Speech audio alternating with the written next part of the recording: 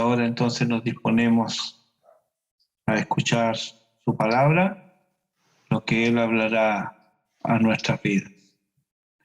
El texto ya ha sido leído en Santiago capítulo 3, los versículos 1 y 2 en esta oportunidad, y lleva por título el sermón La lengua, ventana del alma.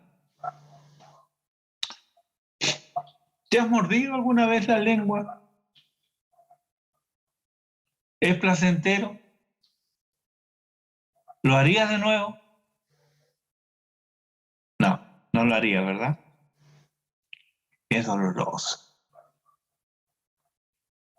Yo no sé si es doloroso porque duele o doloroso porque no le podemos echar la culpa a nadie. Pero duele. Pero eso no es nada comparado con el dolor que le hemos infligido a otros con nuestras lenguas. Nos mordemos las lenguas y ¿qué pasa? Nos quedamos en silencio. A veces el dolor es tanto que por efecto de la mordida, las lágrimas fluyen silenciosamente. También por las palabras dichas. La víctima no dijo nada. Sufrió en silencio el dolor. Y nosotros, los victimarios, seguimos por la vida como si nada. Por supuesto, cada uno de nosotros ha sufrido la lengua artera y venenosa y quizá hasta llevamos la cuenta. Pero pregunto, ¿llevas también la cuenta de cuántas veces usaste tu lengua para mal? ¿O crees que las palabras que dices no tienen efecto en aquellos a quienes son dirigidas? ¿Hablamos la verdad en amor? En la ira, ¿controlas tu lengua? David había luchado contra leones y osos. Era un hombre experimentado en batalla, pero reconocía que por sí mismo él no podía dominar su lengua. Y repetidamente clama a Dios por ayuda. El Salmo 141, versículo 3 dice, pon guarda a mi boca, oh Jehová, guarda la puerta de mis labios. En el Salmo 19:14 él dice, sean gratos los dichos de mi boca y la meditación de mi corazón delante de ti, oh Jehová, roca mía y redentor mío. Él sabe que es característica de hombres malos y violentos el uso de la lengua para mal. En el Salmo 140, versículo 3 dice, aguzaron su lengua como la serpiente, veneno de áspid hay debajo de sus labios, por lo que él clama. En el Salmo 120, versículo 2, libra mi alma, oh Jehová, del labio mentiroso, de la lengua fraudulenta. Santiago nos ha venido hablando sobre la importancia del hacer. La fe sin obras es muerta. La fe se demuestra por las obras. También el uso de la lengua es un indicador de la presencia o ausencia de fe en el individuo. Ahora Santiago nos introduce al tema de la lengua, pero no como algo independiente de la fe o algo anexo a ella. La epístola en sí es una proclama de la fe en acción y esto no deja fuera el uso de la lengua. Por eso es tan pertinente aún para nuestros días. Necesitamos esta admonición, pues, por cierto, aunque a muchos creyentes ni siquiera se les ocurrirá pensar en cometer pecados groseros como asesinar, robar, embriagarse o cometer adulterio. Sin embargo, no dudan en asesinar con sus lenguas la honra o la estima de sus hermanos. Alguien ha dicho que las mentes grandes discuten sobre ideas, las mentes normales sobre hechos y las mentes pequeñas discuten sobre personas. Si esto es así, no es de extrañar la cantidad de hermanos en esta tercera categoría.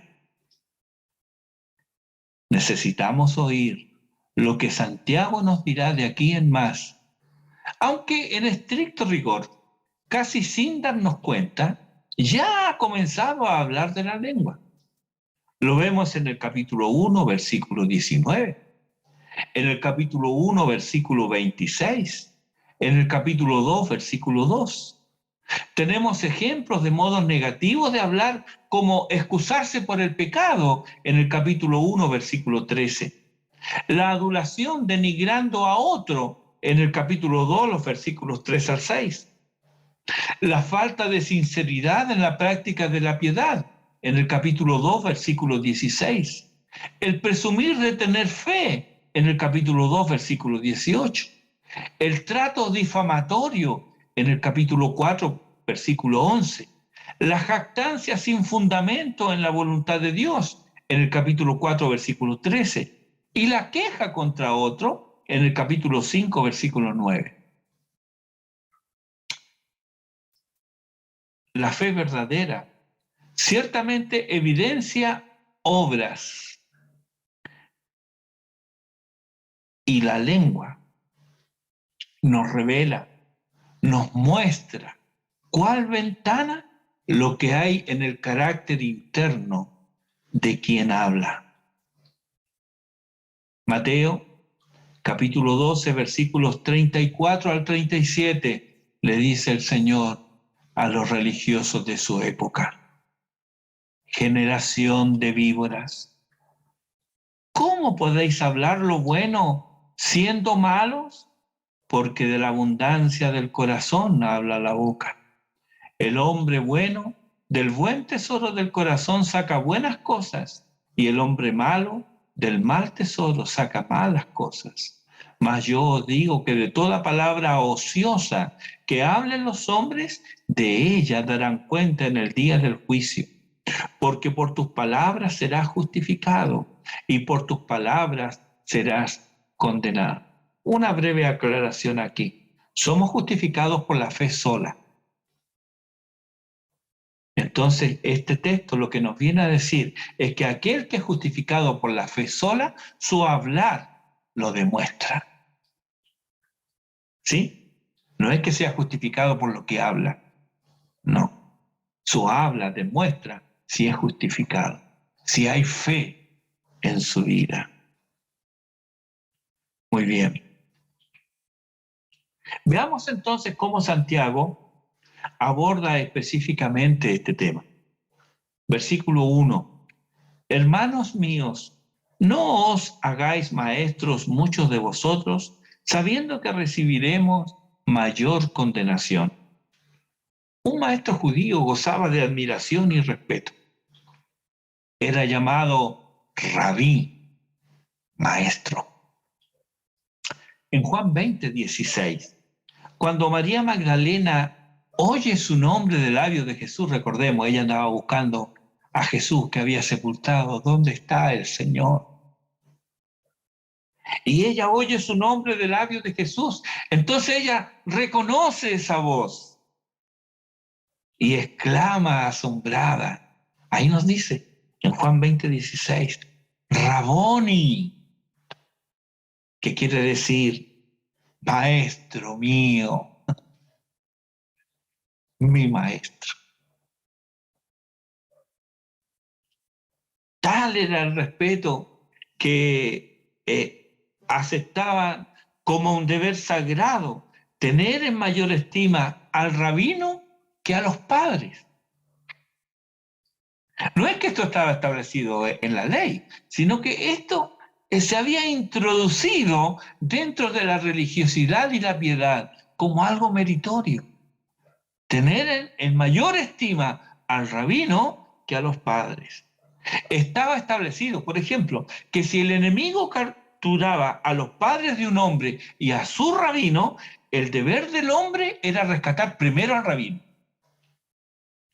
Y si ambos, el rabino y los padres, necesitaban ayuda física, el rabino era la prioridad. Muchos rabinos fueron hombres consagrados, hombres maduros, hombres sabios. Pero como en todos los oficios, y el rabinato era un oficio, como en todos los oficios, no faltaron quienes entraron en esta profesión buscando solo el reconocimiento, los aplausos, las alabanzas de la multitud. Entre los rabinos, nadie como Jesús. De él estaba escrito que nunca hizo maldad ni hubo engaño en su boca, nos dice Isaías 53:9. Otra cosa eran los escribas y fariseos. Nota la similitud con lo que Santiago denuncia en su epístola. Mateo 23, versículos 2 al 8.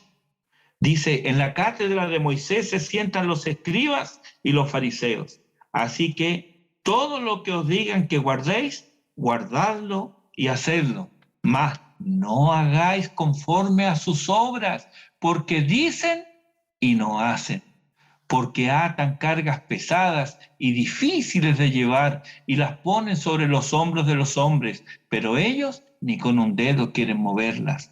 Antes, hacen todas sus obras para ser vistos de los hombres, pues ensanchan sus filacterías y extienden los flecos de sus mantos y aman los primeros asientos en las cenas y las primeras sillas en las sinagogas y las salutaciones en las plazas y que los hombres los llamen Rabí, Rabí.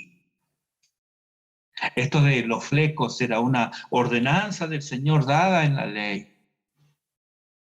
Y se decía, no estaba en la ley, pero se decía, como tantas cosas, se decía de que el Mesías iba a tener una distinción especial en esos flecos, que podía ser reconocido por lo especial de esos flecos de su manto, del talit.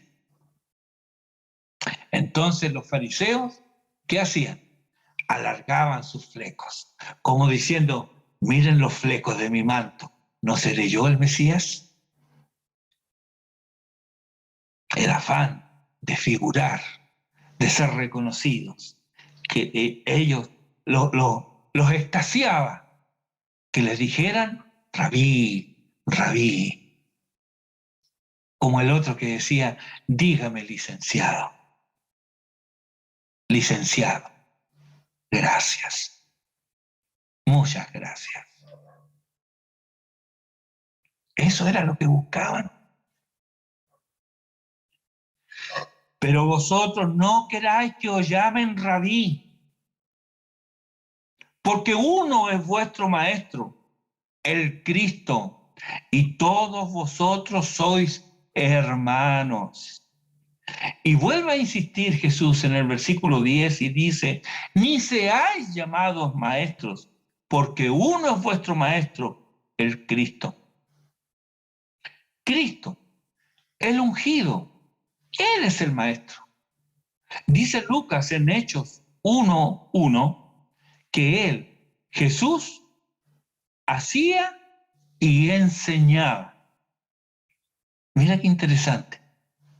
Los hombres enseñan y a veces hacen, pero Jesús primero hacía y luego enseñaba. En cambio, los fariseos y escribas Enseñaban y no hacían. Y lo que hacían, no lo hacían para la gloria de Dios, sino para su propia gloria. En Juan 5:44 Jesús relaciona este afán de figuración con la incredulidad. Dice, ¿cómo podéis vosotros creer? Pues recibís gloria los unos de los otros y no buscáis la gloria que viene del Dios único. ¿Qué está entonces detrás de la ansia de figurar, de ser reconocido? La propia gloria, nunca la gloria de Dios. Y puesto que no se busca la gloria de Dios, la incredulidad asoma y anida y crece en el corazón. Qué precisa y necesaria la advertencia de Jesús. Ustedes les dice, no deseen, no pongan en su corazón que los llamen maestros, que este deseo no esté en sus corazones y no permitan que les llamen maestros. A poco andar, en la incipiente iglesia pasó lo mismo que en el judaísmo. Habida cuenta del reconocimiento y prestigio del que gozaban los rabinos, este respeto fue traspasado a los maestros cristianos.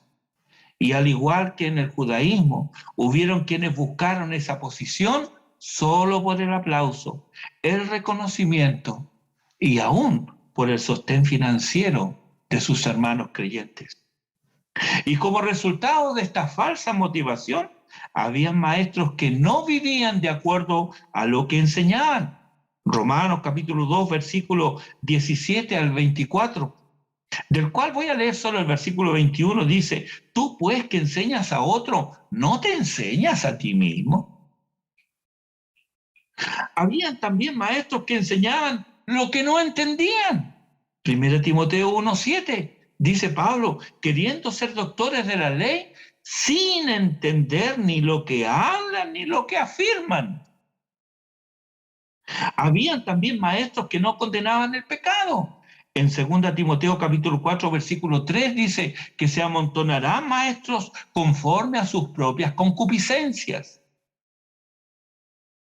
Habían también maestros que disfrazaban la sana doctrina para que sea aceptada. Segunda de Pedro capítulo 2 versículo 1 dice, falsos maestros que introducirán encubiertamente herejías destructoras. Habían maestros que adulteraban la palabra de Dios, como denuncia Pablo en 2 Corintios capítulo 4 versículo 2, o que la falsificaban para lucrar con ella, nos dice 2 Corintios capítulo 2 versículo 17, y que por avaricia harán mercadería de los creyentes, nos dice Pedro en su segunda epístola capítulo 2 versículo 3. Todos estos tipos de embaucadores los tenemos hoy con los más diversos títulos con que les gusta ser llamados y pueden ser reconocidos en el amplio espectro de la cristiandad. Todos ellos. Y hoy, sin duda alguna, contribuye a la proliferación de estos falsos maestros el hecho de que los creyentes tienen dificultades para entender lo que leen y solo se quedan con lo poco que escuchan. El espíritu bereano ha desaparecido de muchas congregaciones y muy pocos observan hoy el deber de leer diariamente de las Escrituras. No nos detenemos a pensar, a reflexionar, y hemos llegado a creer que cuanta más información tengamos, mejor es, al propósito de mostrarnos como más espirituales. Oh, cuánto sabe, qué espiritual, que no tiene nada que ver una cosa con la otra.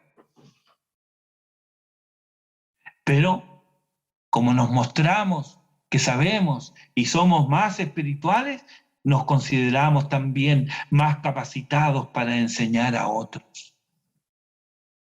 Cuidado, si estás en este error, por favor considera tu situación a la luz de Esdras capítulo 7, versículo 10, porque Esdras había preparado su corazón para inquirir la ley de Jehová y para cumplirla y para enseñar en Israel sus estatutos y decretos.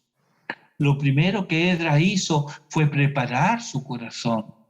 Esto me habla de una actitud humilde, de examinarse a sí mismo en sus motivaciones y propósitos, y si estos eran agradables al Señor.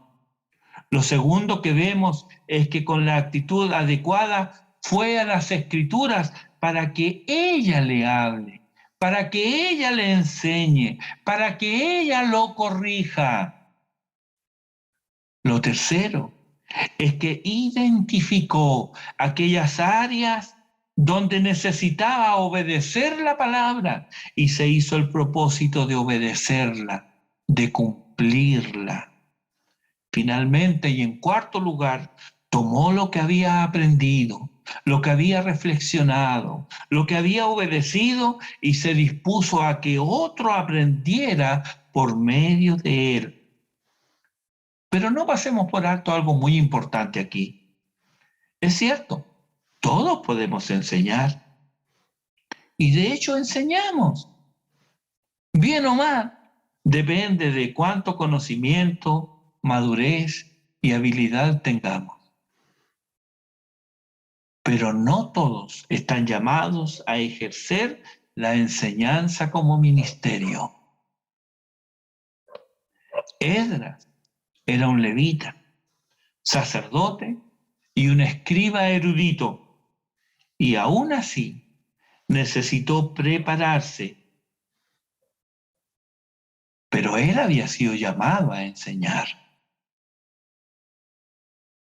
Lo de Santiago aquí en el versículo 1 es una advertencia a cualquiera que pretenda enseñar por razones egoístas. Ya hemos visto cómo habían entrado en el campo de la enseñanza hombres con motivaciones cuestionables, como desear la posición, tener la preeminencia, los aplausos o aún por ganancias deshonestas. Este aviso es importante para nuestros días, pues también hoy nos encontramos con motivaciones incorrectas para enseñar. Y aun si las motivaciones son las correctas, no por eso vamos a dejar de lado la preparación y la madurez, pues aquellos que tienen la responsabilidad de enseñar las verdades de las Escrituras deben estar primeramente que han sido llamados por Dios para esa labor y que para ser efectivos pagarán el precio, buscarán prepararse, no solo mediante el acopio de información, sino que también y especialmente mediante una vida devocional sincera y profunda, tiempo apartado para el estudio y un espíritu dócil y enseñable, dispuesto a oír y a encarnar la enseñanza en su forma de vivir. ¿Por qué tanta especificación? ¿Por qué tanto requisito? ¿Por qué no enseñar y ya? Porque, dice Santiago, sabemos que recibiremos mayor condenación. El que enseña, y Santiago se incluye, será juzgado con mayor severidad. Normalmente, hermanos, los errores se pagan caro. Y quienes inducen al error son más culpables que aquellos que por ignorancia, desidia o comodidad son engañados.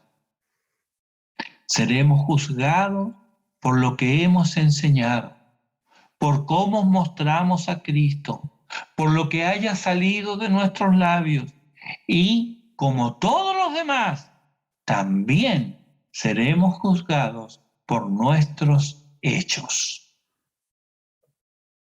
Ya ves entonces, ¿qué importancia tiene el que el creyente sea capaz de controlar su lengua? Quien ejerce control sobre ella demuestra el grado de madurez personal y en la fe a la que ha llegado.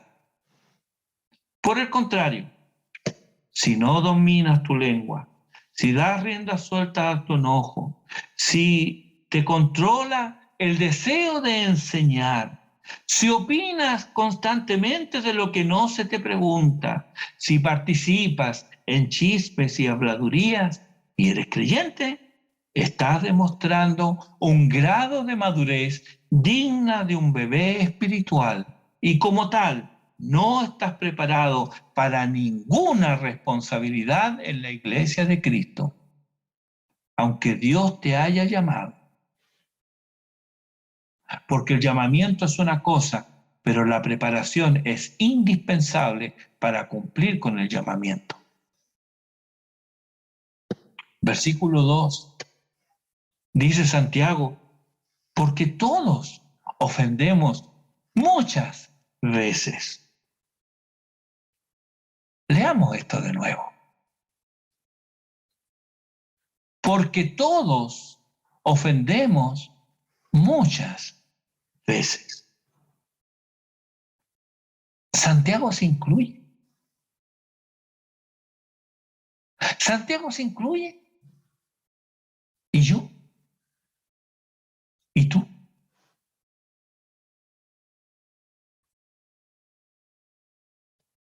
¿Te das cuenta que todos ofendemos? Algunos van por la vida solo victimizándose. Ellos solo son víctimas. Parecen ser el blanco de todas las ofensas. Pero ellos jamás reconocen haber ofendido a nadie. Esto, además de ser incorrecto, es anormal. Algo no está funcionando. En quien solo hay quejas y rezongos por las acciones de otros. Números capítulo 12, versículo 3, nos dice que aquel varón, Moisés, era muy manso, más que todos los hombres que había sobre la tierra. ¡Qué testimonio! ¡Qué testimonio! Sin embargo, este hombre caracterizado por la mansedumbre, dice en el Salmo 106, versículo 33, que habló precipitadamente con sus labios.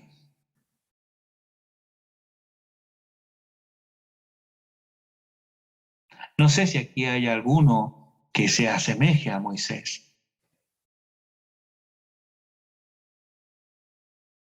Pero todos podemos reconocer momentos en los cuales hablamos precipitadamente con los labios.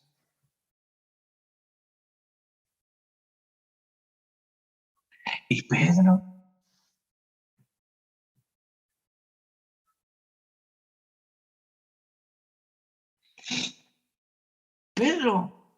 él fue testigo de la pesca milagrosa, ¿recuerdan?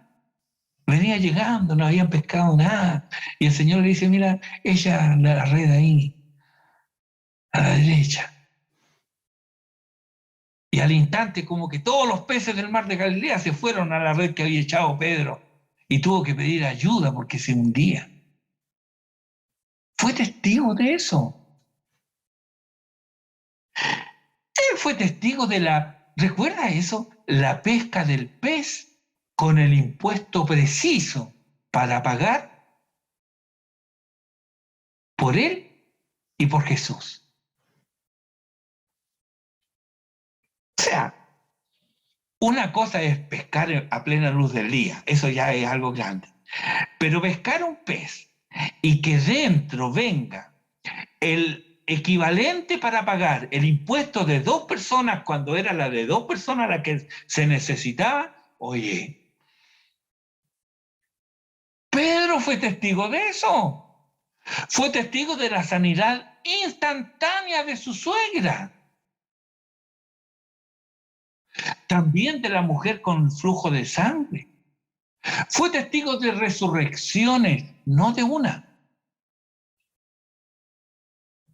Fue testigo de la transfiguración del Señor. Caminó sobre el mar de Galilea. Y además, le fue revelado por Dios mismo que Jesús era el Cristo, el Hijo de Dios. Este es el contexto. Y ahora él oye a Jesús, que todos se escandalizarían de él, de Jesús, en esa noche. Pedro bien pudo haberle dicho, Señor, seguramente de algunos de estos, bueno, yo no pongo las manos al fuego por ninguno de ellos, pero eso sí, yo no te voy a negar, Señor. No, yo creo en ti, yo confío en ti, yo tengo fe en ti y no te negaré aunque la vida se me vaya en ello. El Señor lo miró con tristeza. Pedro, querido Pedro, antes que el gallo cante, tú me negarás, no una ni dos, 3 veces. Pedro, ¿qué leemos? Él protestó. No, Señor, yo nunca te negaré. Pero al cabo de unas horas, Simón Pedro pecó con su lengua al negar al Salvador 3 veces con maldiciones y juramentos. ¿Dónde quedó toda esa vivencia que él había tenido de primera mano con su Señor? Moisés, Pedro, tú y yo tenemos problemas con las palabras que salen de nuestros labios. Todos pecamos muchas veces con nuestras palabras. ¿Y qué son las palabras sino pensamientos que anidamos en nuestros corazones y mentes? ¿Qué nos dice esto? Cuán engañoso es nuestro corazón, ¿verdad? Y aunque signo de madurez cristiana es la capacidad del creyente para controlar su lengua, no por ello estamos libres de pecado, pues lo que evitaste decir, allí está, en tu corazón y en tu mente. Señor bendito, límpianos con tu sangre. Perdónanos, Señor.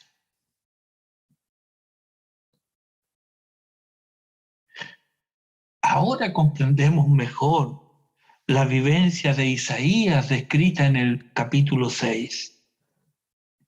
Él era un hombre de Dios, un hombre consagrado a su servicio, no solo como profeta de Dios, sino como consejero real.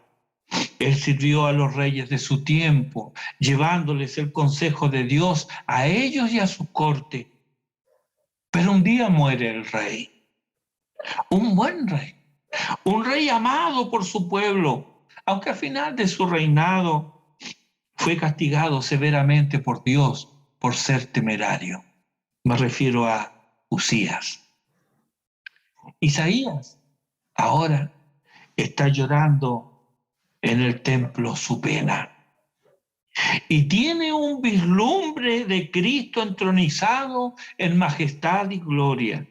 Es testigo de su santidad y honor, y ante él los elementos se sacuden y tiemblan, y a Isaías le invade el terror. Él no era un impío, él era un hombre de Dios.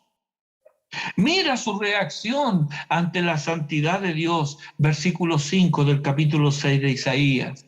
Entonces dije, ay de mí, que soy muerto, porque siendo hombre inmundo de labios y habitando en medio de pueblo que tiene labios inmundos, han visto mis ojos al Rey, Jehová de los ejércitos.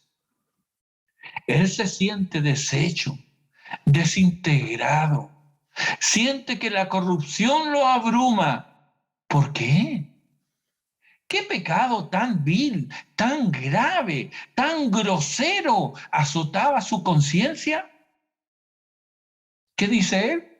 Soy inmundo de labios. Esto nos extraña a nosotros. Nosotros no lo consideramos tan grave, y menos si compartimos el vicio con toda la sociedad. Nosotros también habitamos en medio de un pueblo que tiene labios inmundos, pero no nos inmutamos. Hemos hecho como sociedad del lenguaje vulgar y procaz una virtud, y cada cual es más habilidoso para inventar un término más grosero y ruin. Es imposible oír a alguien hablar sin que haga uso de alguna grosería. El lenguaje sucio, que a fuerza de oírlo tantas veces, ya no nos incomoda. Nos hemos acostumbrado a él, tanto que hasta muchas veces es parte de nuestro accidentado vocabulario.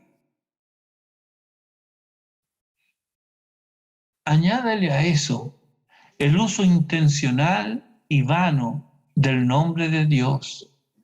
Creyentes que, al igual que impíos, usan el nombre de Dios como cosa trivial.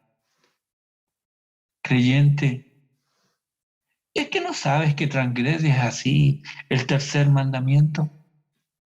No tomarás el nombre de Jehová tu Dios en vano, porque no dará por inocente Jehová al que tomare su nombre en vano.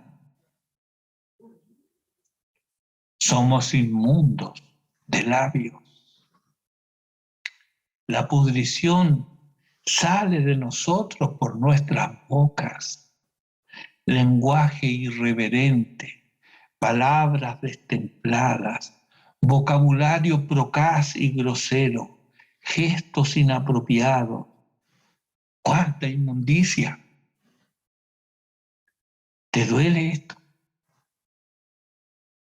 ¿Te duele caer en esto?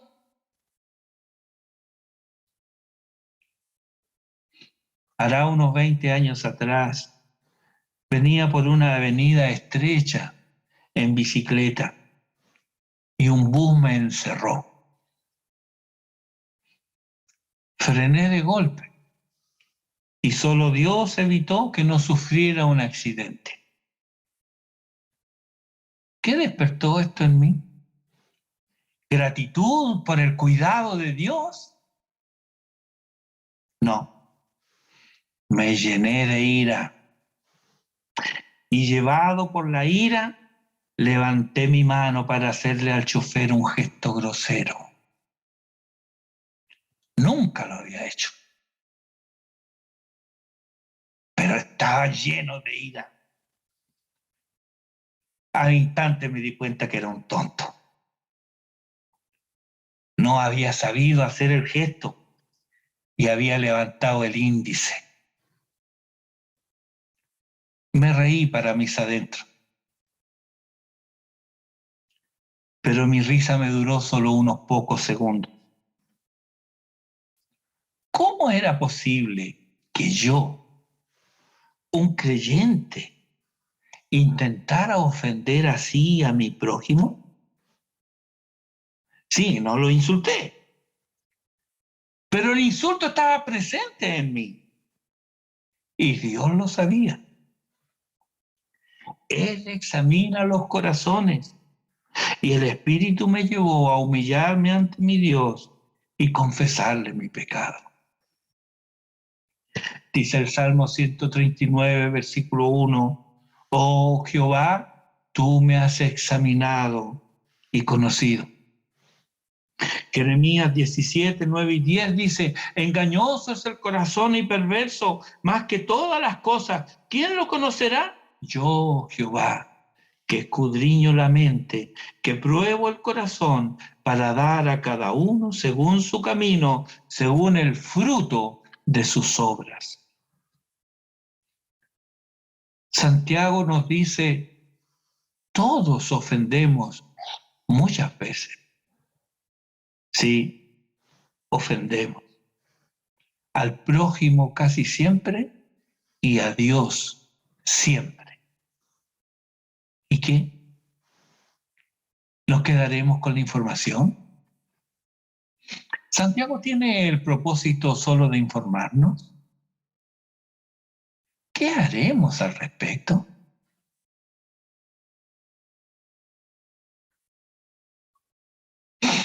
Oh Señor, muéstranos tu gloria.